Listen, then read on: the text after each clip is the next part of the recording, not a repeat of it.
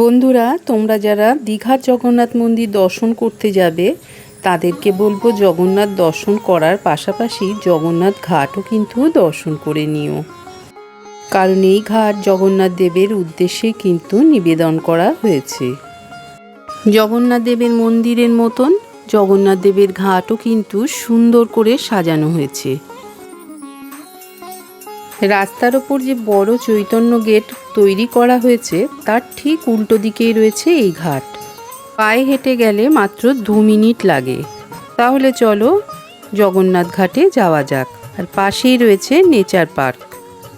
সবুজ গাছপালা দিয়ে সুন্দর করে সাজানো এই পার্ক সেভাবে তৈরি হয়নি, হয়তো ভবিষ্যতে আরও সুন্দর করে সাজানো হবে।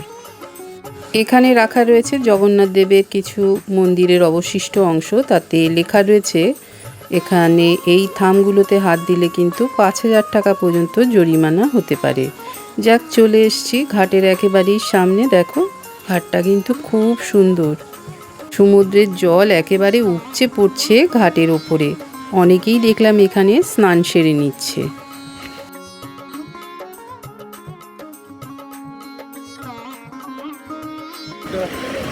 বেশ সুন্দর বানিয়েছে, এটা করেছে ঘাট করেছে বেশ সুন্দর। সিঁড়িগুলো কি সুন্দর বানিয়েছে দেখো। এটা হাত দিয়ে কেন হাত দিয়ে কি দেখো। দেখো এই ঘাটে সবাই স্নানও করতে পারছে। বেশ ভালো জায়গা।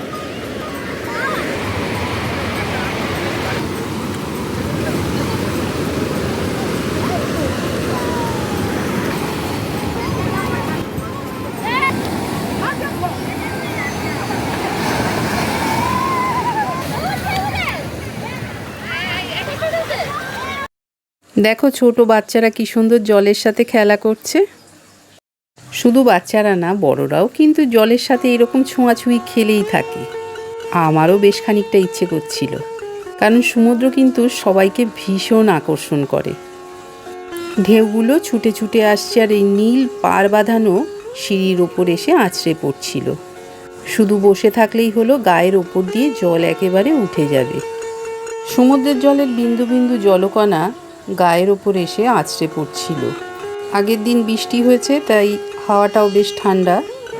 চলো এবার দেখাই। ওই দূরে দেখো, ওই দূরেও কিন্তু একটা স্নানের জায়গা রয়েছে। অনেকেই দেখলাম অনেক দূরে দূরে স্নান করছে। আর পুরো পাড়টা কিন্তু বড় বড় বোল্ডার দিয়ে বাঁধানো।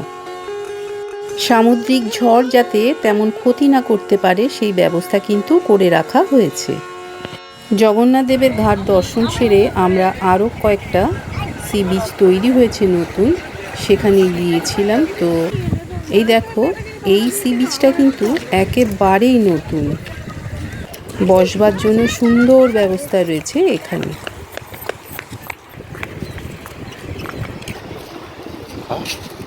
চলো, এই বিচটার নাম হচ্ছে ভোরসাগর সি বিচ। দেখো কি সুন্দর বিচটা।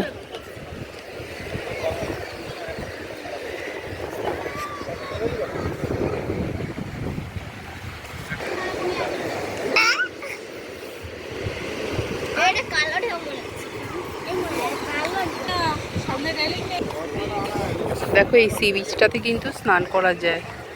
বেশ সুন্দর, কিন্তু 4-5টা পাড় এত সুন্দর করে বাঁধানো রয়েছে।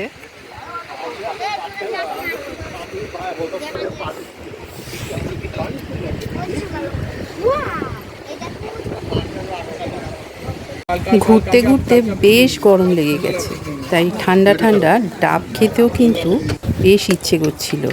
এখন চলে এসেছি দীঘার মেইন বিচে, যেখানে সবাই এসে বসে থাকে, মানে ওল্ড দীঘা। ডাবের দাম 10 টাকা করে বেশি নিল বটে, কিন্তু আর কি, গরম লেগেছে, খেতে তো হবেই না। এই দেখো, সবাই এখন দুপুরবেলা বেশ স্নান করছে মজা করে। এখন যাচ্ছি দীঘার মার্কেটগুলো ঘুরে দেখবো করে। এখানে রয়েছে কাজু বাদাম আর বেশ অনেক জিনিসপত্র, মুক্ত ঝিনুক এসবের। বন্ধুরা, আমার এই ভিডিও কেমন লাগলো কমেন্ট বক্সে জানিও। আর সাথে থেকো, সাথে থাকলে আরও অনেক ভিডিও দেখতে পারবে। নতুন বন্ধুদের বলবো আমার চ্যানেলকে সাবস্ক্রাইব করে নিও, তা না হলে কিন্তু আমাকে আর খুঁজেই পাবে না। আর ভালো লাগলে একটা লাইক করে দিও। দেখো আমি কিন্তু বেড়াতে যেতে ভীষণ ভালোবাসি, আর যেখানেই বেড়াতে যাই সেখানেই নানা রকম ভিডিও তুলে সবাইকে সেগুলো শেয়ার করে দিই। তাহলে সবাই খুব ভালো থেকো, আর সময় পেলে জগন্নাথ দেবকে দর্শন করে যেও। এখনও কিন্তু অনেক কিছু দেখানোর বাকি রয়েছে। জগন্নাথ দেবের ভেতরের মন্দিরের চারপাশটা ঘুরে ঘুরে কিন্তু এখনও দেখাইনি। সময় পেলে অবশ্যই দেখাবো। সবাই খুব ভালো থেকো।